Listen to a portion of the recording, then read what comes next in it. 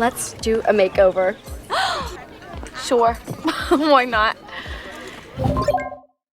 As a professional resume writer and career expert, I often get people asking me to take a look at their resumes. And let me just say, some of y'all are doing too much. I've got a resume here that someone sent in for review, and we're gonna see if we can salvage it and turn this person's luck around by the end of this video. Okay, so this is the resume we're gonna be working with today. It took a few tries to print, but the resume was so bad that the printer refused to spit it out.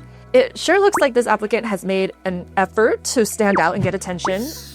Let's see, they've got a lot to say about their education. This resume is way too vibrant and colorful. It's got unnecessary graphics. Honestly, if I was an employer, my first impression would be that this person isn't qualified. And it's a shame because there is some good stuff in here. I'd say that we can salvage this resume, but it definitely needs a makeover.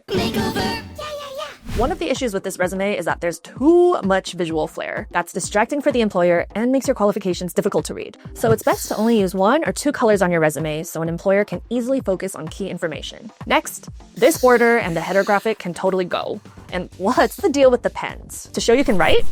Also, the fonts are not great. Resume fonts should be easy to read and not distract from the content. Actually, the best font for your resume is one that nobody notices, like Arial, Cambria, etc. So Comic Sans or Papyrus are no-nos. And lastly, let's trash the excessive bolding and italics. So cutting all of that excessive formatting makes it actually easier to read without any distractions. Instead of changing these issues one by one, let's go to resumegenius.com and download a free template, where there are over 450 designs to choose from. This looks good. We can easily copy and paste the details from the ugly resume to this one here.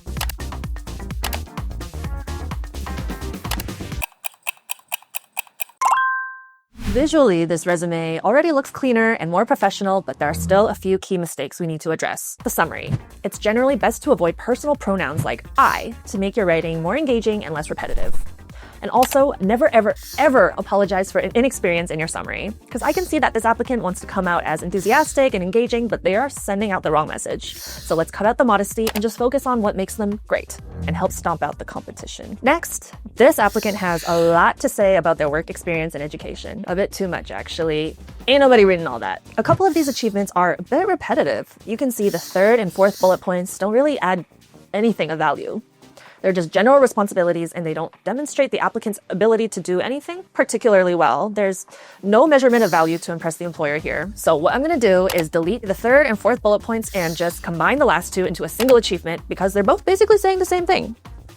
The education section could use a really tight edit. You don't really need to put your high school diploma on your resume if you have a college degree. And I'd also cut the courses too. Courses and your GPA can be good details to include if you're applying for your first job out of college. But this applicant has work experience already, so this is just gonna read as filler to the employer. So let's skip the unnecessary details and focus on what makes this applicant stand out. Lastly, skills. Now the applicant really needs to have a good think about what they're listing here. Look me in the eye and tell me that you can use all of these meaningfully.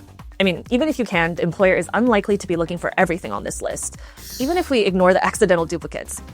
This is where I'd really recommend going back to the job description and asking yourself what the employer actually wants from you. Do you really need Slack in your skills section? Get your list down to a few job-specific skills that the employer needs and that you could actually use meaningfully right now. And we're done. Let's take a look at our before and after side by side. I'm gonna take this and give you a princess.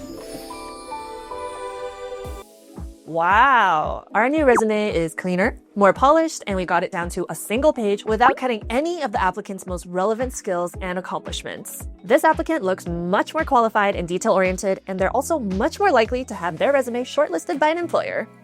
And that's really the takeaway for you guys here. Less is more. Use clean, minimal designs and focus on what you write and not how you design your document. If you want to give your resume a makeover, go to resumegenius.com for our free resume templates or upload your resume to our easy-to-use resume builder tool. There, you can swap the design, clean up the writing, and make sure it's ATS friendly. There, you'll have your own resume makeover artist guiding you section by section. Take care, guys, and best of luck with your job applications. Bye-bye.